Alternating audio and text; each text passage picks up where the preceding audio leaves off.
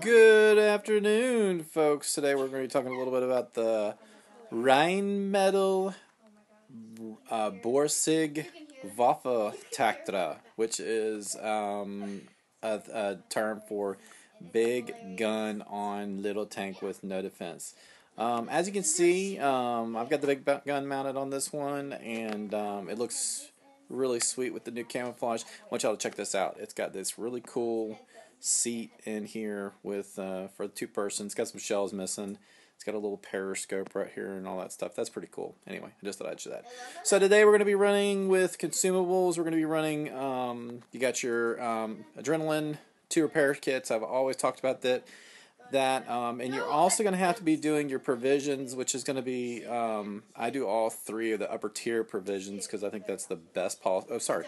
No, I do not. I go ahead and do both engine powers with turn traverse, and then I do, what's the other one to do? Oh, crew mastery. That's what I do. So that's what I want you to go ahead and run with today. And then with ammunition, I do a little bit with heat shells, and as you can see, the big thing about it is the pin. You get 4, your bottom line is 250 and 161 as your average pin. I only do 2 shells as far as the HE is concerned because I never really get in behind too many people with this. I'm always, behind the heavies as far as that's concerned with this one. And then with the equipment, as you can see, I do a rammer, and then I'm going to do camo netting, and then I'm going to do your binoculars. I really like the stationary binoculars because they have the coated optics, which 10%. But I like to do 25% on the stationary for a stationary vehicle because I find that's more useful. And you'll find that once you stop, and you're stopped for, I think it's like, I can't remember, it's like 5 seconds, then your binoculars kick in, and then you can see pretty far. So that's what we're going to be running today. I'm going to take you through a couple battles and let you guys check out how it works, and then hopefully you'll see what a great tank it is. As you can see with my, let's see, and I'm not that great of a tanker, folks. I'll talk to you about that in the past. With this vehicle, I am 60%. Over 177 battles, so I think I've done pretty good. Getting up to this line, as you can see, it was kind of a bear. The tanks before this just absolutely suck. You got the toaster, then after that you got the Nash horn, and then the only gun that's any decent is the Saint Emile, but they all just pretty much suck as far as getting up to the Borsig. So I'm not gonna lie to you, wasn't my favorite tank to grind. But now that I'm up here, I'm doing pretty well with it. So let's go play some battles. Good evening, gentlemen. Today we're going to be running with our Borsig. I really like this. I've talked to you a little bit about it, so let's run through some games. Let's see. A couple of rules. We're not going to outpunt our coverage. You don't want to get too far out in front of everybody. A good spot is behind everybody. Just looking at the map, we're heavy, so I'm guaranteed everyone want to go town, which is fine. I don't know if I much like that. I'm gonna go. They're gonna go down center, so I'm gonna go up here on this little rail. I find this is a pretty good spot for sniping. So let's see where we can add the most help. Again, you're just gonna kind of eyeball your mini map up here. Just wait till you see somebody pop up, and then we're gonna look to it. Okay, so he's down behind that little gully down there. I'm gonna guess they're all going desert over there. Nope, we have some guys over here.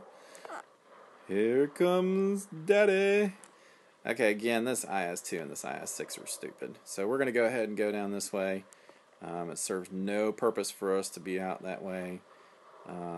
That T-44 over there is going to eat it from the red team, which is going to leave us basically a 6-on-6, I guess. Well, unless this IS-6 can survive, so it'd be a 6-on-5. Stupid move by the IS-6 is going to leave us in a bad spot. Let's see if we can add some little help here. Thank you. We're spotted.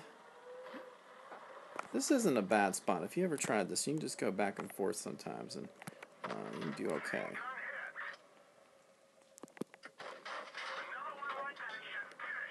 Actually, you can get here.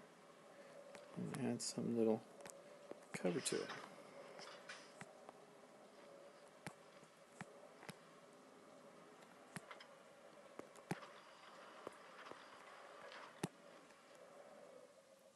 We'll switch over to heat. Give him a little taste.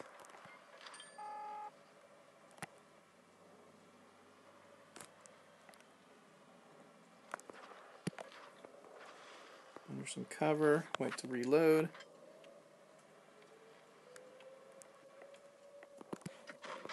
Hello. I'm your little friend.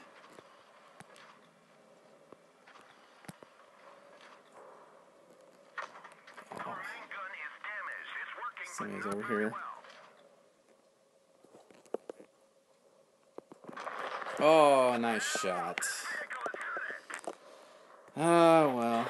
That was bad play on the rest of the team. I think we scored pretty good. We did probably two or three grand in change, you know, in damage there, so who knows.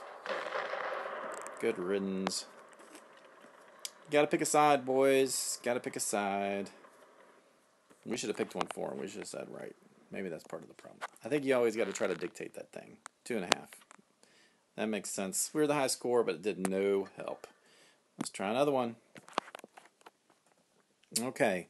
We are a big boy. And on Port Bay, you almost always want to go over to the, I guess it'd be on the right, you know, past this bridge and so forth. I don't ever want to go left in the harbor. That way sucks. There's a good spot over here just behind this barn. So that's where we're going to head. Again, with your double rations and extra crew mastery and so forth, you're pretty quick for a TD. The best thing about the Borsig is it's got the rotating turret. I mean, most tank destroyers do not have that, and you know, as a consequence, one of the bad things about it is it's got no armor. See that SU-122? He's got way more armor than us, and but his gun, his alpha damage is probably half. So even though, you know, I mean, in his camo setting, the Borsig got pretty good camo setting too. So if you just learn how to play it effectively, and I think you will do okay.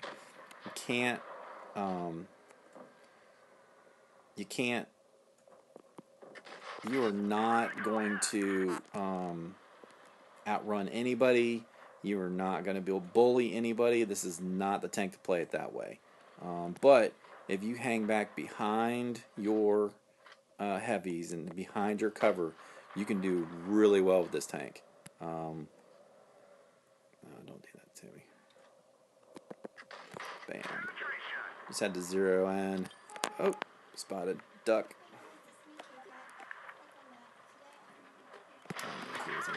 They're always aiming for us. Borsig is an easy target. So you want to hide behind anything you can, even other tanks. Alright, let's see if we can get a little action on this guy. No. I was kind of waiting to get my scope in. Sometimes we can handle him now. Let's see if we can do him.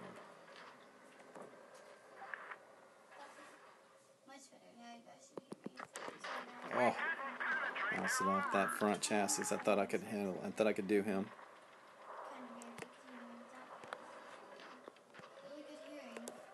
Let's try that AP again. With that one. Wait for your target. Boom, baby.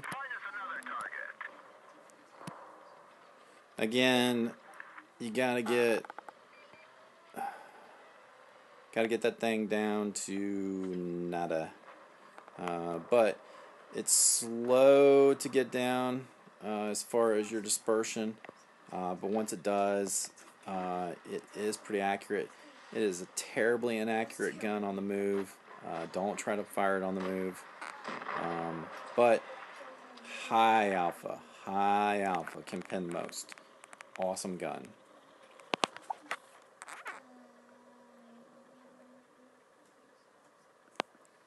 Let's see where the dice rolled. Not as high that time, 1703. Still did pretty good.